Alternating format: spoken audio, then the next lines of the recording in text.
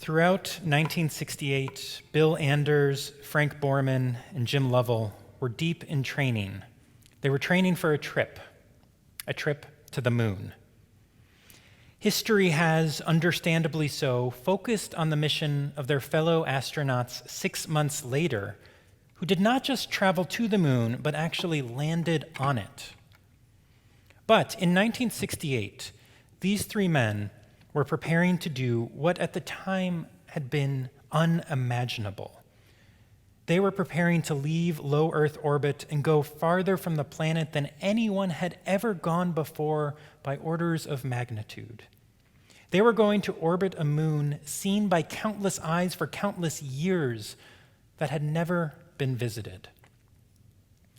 At some point during the training, someone at NASA did some math and told Frank, the commander, that when he went live with the planned broadcast from lunar orbit, he would become the most heard person in human history, the most listened to person ever.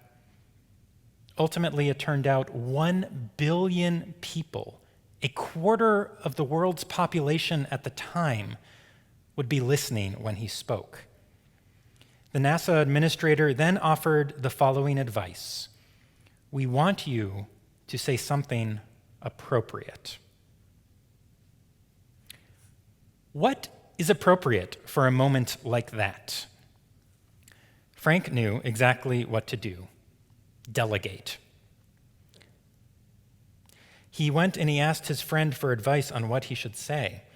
And that friend, in turn, had the sense to delegate the task to someone yet again, to someone else.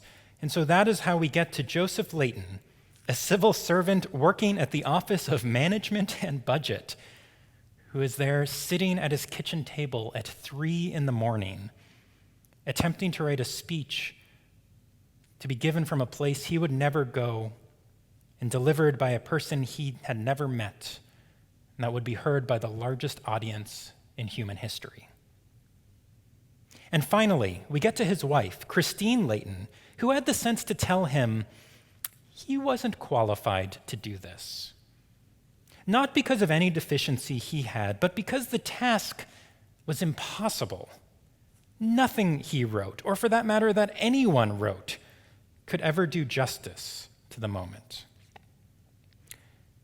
But there was a broadcast scheduled, and NASA couldn't rely on images because television transmission in space wasn't yet possible. Audio was all they could do. And the point being, someone had to say something. So Christine suggested, why not start at the beginning? And that is how, on December 24th, 1968, 1 billion people listened to the first 10 verses of the Torah. The story of a beautiful, perfect world shaped by the hands of God. Because it's NASA, Frank didn't just bring his family Bible along for the ride, or even a little pocket version. No, because it's NASA, those sacred words were printed on fireproof paper directly into the mission plan binders. There's an alternate reality where Frank does have an actual Bible with him.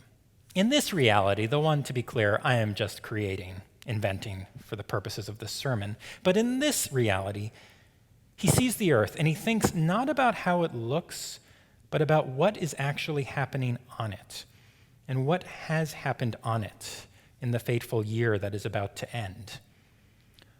Because while those three astronauts spent 1968 preparing to orbit the moon, the rest of the world was doing something else. In the rest of the world, if we look back on that year, we see the violent suppression of the Prague Spring. We see the assassinations of Robert Kennedy in Los Angeles and Dr. Martin Luther King Jr. here in Memphis. We see the riots that followed, the Vietnam War. Frank Borman might think of a U.S. congressional report that was issued that year and concluded the mental picture that many people have of the United States is increasingly that of a violent, lawless, overbearing, and an even sick society. there's an alternate reality where Frank thinks that the only reason he is where he is, orbiting the moon, is because a rocket built in America but designed by former Nazis whose previous projects had been built by enslaved prisoners.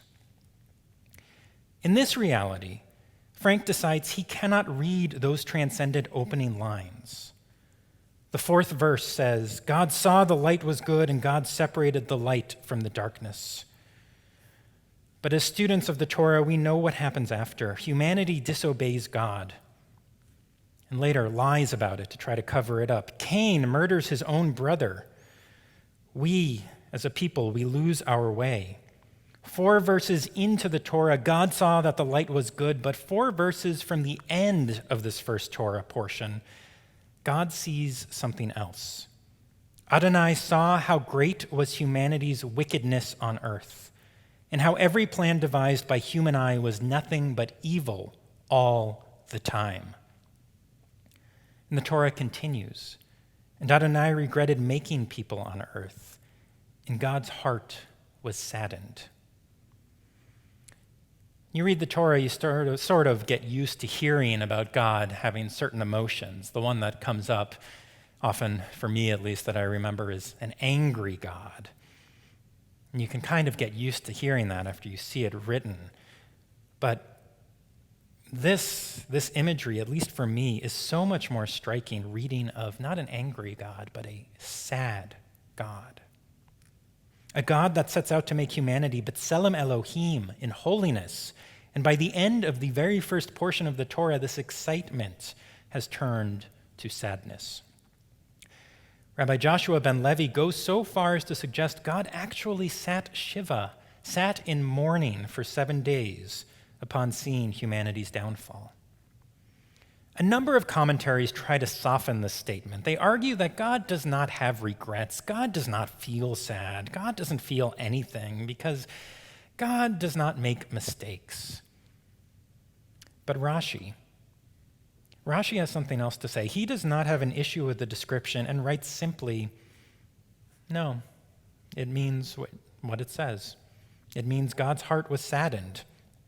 God's heart was saddened at the coming destruction of God's own creation. Rashi goes on to quote a midrash about parents who have children, all the while knowing they do not know what will become of their offspring. But perhaps sensing the analogy isn't quite enough, Rashi inserts his own ending to the story. He knows the question. If God had the foresight to know that this would happen, that things would fall apart, why did God create humans to begin with? And he offers his best attempt at an answer. God created for the sake of the righteous, the tzaddikim, righteous, who are destined to emerge. In her commentary on the book of Genesis, The Beginnings of Desire, Dr. Aviva Zornberg suggests God, in creating us, knew that evil was the cost of righteousness.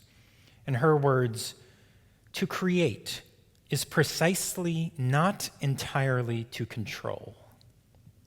If I create man, wicked people will emerge from him.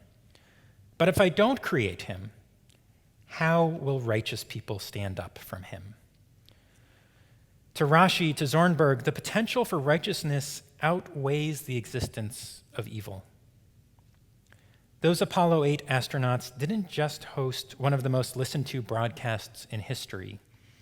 They also captured one of the most viewed images, a picture that would later be named Earthrise. You know the one, you have seen it, probably many times. It's the one, the moon is in the foreground and the earth is rising above the horizon off in the distance. What strikes me about that picture is that from that far away, you can't see the fires of war. In fact, you can't see any sign of human existence. If you time traveled back 100,000 years, 1,000,000 years, and you could take the same picture with the same camera, it would look exactly the same. So when you look at that image, Earthrise, you can see whatever side of humanity you want to see, or no humanity at all. I want to end by returning to the idea of a God just as sad at the state of the world as we are. Evidence of human failure is all around us. How does God feel watching us turn old-growth forests into toilet paper? How could God feel? Was this all a mistake? That depends. Rashi says it depends. It depends on the righteous. But I think that that's a bit too easy. It's just too easy to count on some genius who's going to figure out how to provide unlimited free energy, or some social justice activist who is going to finally give us world peace. So let's shift it just a little bit. It depends not on the righteous, whoever they are, but on the righteousness that is in all of us. It depends on us showing that even in a world that is so broken, even when we ourselves are broken, we can still be B'Tselem Elohim, godly. A God that feels sadness is a God that can feel anything. And it is within our abilities, just like we could make God feel sad with our actions, we can make God feel proud. We can make God feel hopeful. We can make God feel complete. We can make God feel healed. We have those abilities in our lives with our hearts and the actions that we do to make this world B'Tselem Elohim and a Kehila Kadosha, a holy place for all who dwell on it. Ken Yehi Ratzon, may it be God's will.